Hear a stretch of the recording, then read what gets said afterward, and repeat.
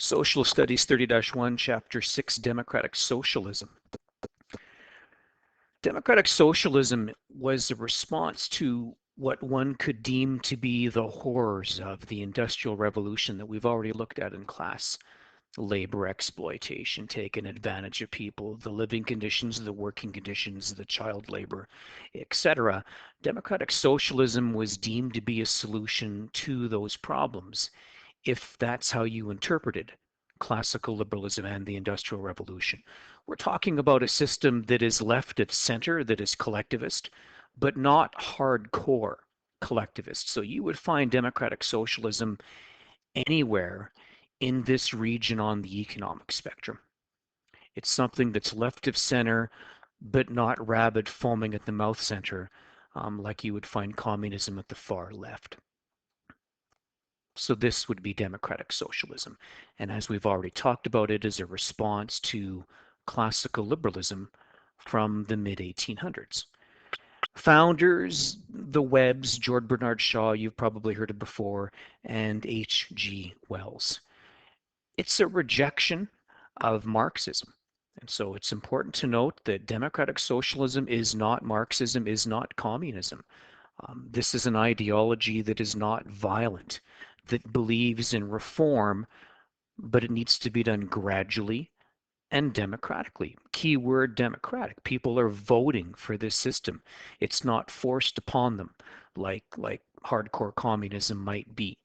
And as we've already established, a democratic socialism would have a problem with capitalism in that they wouldn't think it was fair that some people can have a lot of wealth while others live in what we could call crippling poverty.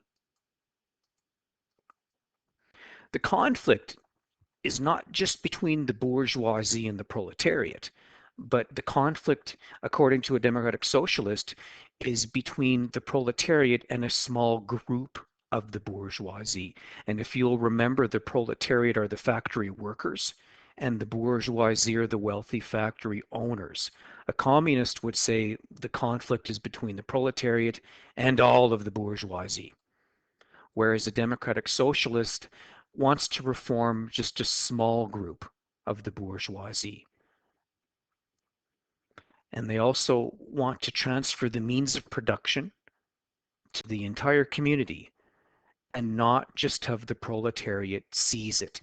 And again, by means of production, we mean land, labor, and capital. Under communism, the means of production would be seized by only the proletariat. The democratic socialist wants to reform capitalism, but let everyone have a part of the means of production and not just the proletariat. Whenever we talk about national or democratic socialism, we would probably have to mention nationalization. And we talked about this earlier, but what it means is that the government is going to take over certain parts of the economy. In this case, they're going to gradually take over industries that they would deem important to serve the best interest of society and the community. And what we mean by a gradual takeover would be that they will gradually buy pieces of the economy from private entrepreneurs and compensate them for their business. And the industries they're going to take over would be things that you would deem necessary for the best interest of the community and society. Things like education, things like healthcare, maybe dentistry, maybe transportation, maybe natural gas and things like that. So they're not going to take over the Mac stores, but they would take over transportation, education, and the big industries that serve society more equitably.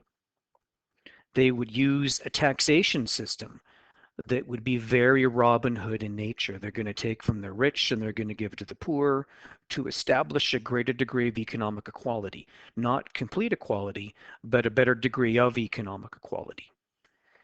The theory is that if the government takes over certain parts of the economy and certain industries, dying companies do not need to go out of business. The government can keep those companies afloat, and in doing so, keep those workers employed.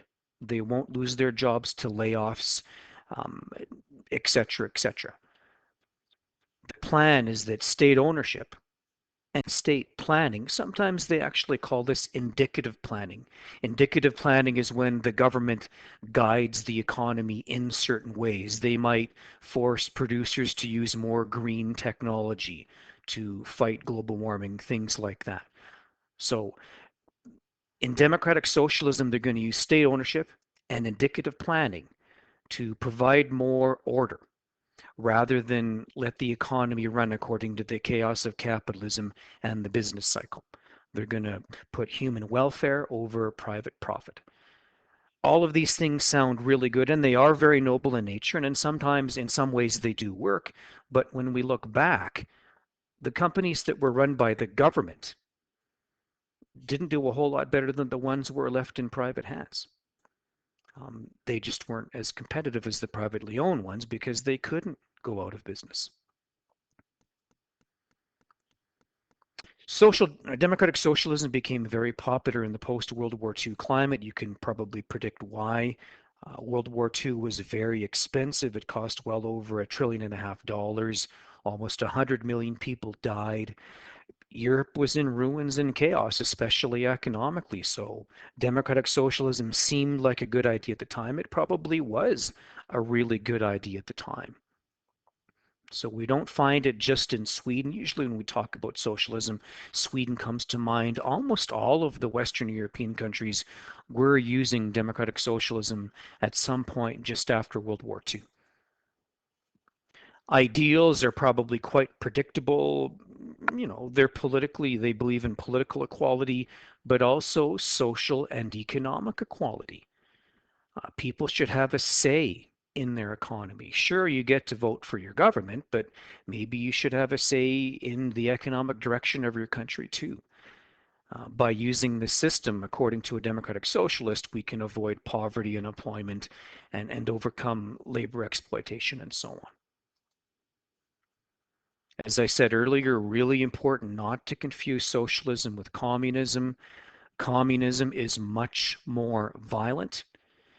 State ownership in socialism is limited to the essential industries, while in communism, the government takes ownership of everything, and they don't pay you for what they take. We've already learned that. That's collectivization.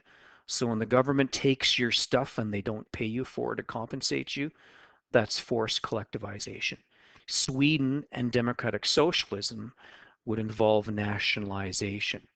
They take your company, but they also pay you when they compensate you for it, when they take it over. Socialism still allows for a lot of private property. Communism doesn't allow for any private property, as we've already learned. And then after saying all of these things about democratic socialism, in Sweden, 85% of all industry is still privately owned. So it might not be as socialist as you're thinking. To evaluate democratic socialism, it's really good in some ways. It provides more economic security. Your economy's not as prone to the boom and bust of the business cycle. You could say there's less disparity if you value such a thing. They realize the basic needs more readily. However, there is a dark side to it. These economies do involve higher taxes, so if you value economic freedom, you might have a problem with democratic socialism. Typically, they were less competitive than the capitalist economies. One could say there's less incentive because of too much government regulation. One could say it gets in the way of self-reliance. And by the mid-1990s, most democratically socialist countries had to move a bit to the right, not right of center, but right of where they already were. They had to give up a bit of their collectivist outlook if they wanted to remain competitive. You should do the assignment on page 226. Life is a Smorgasbord. It just talks about Sweden, what they gave you, what your income taxes pay for. You'll actually be quite impressed with the things the Swedish government will provide for you if you are a citizen of Sweden. And as you're reading it over, just contrast what you get in Sweden with capitalism, maybe with what you get in America. Well, thanks for listening. I hope these get better as time goes on.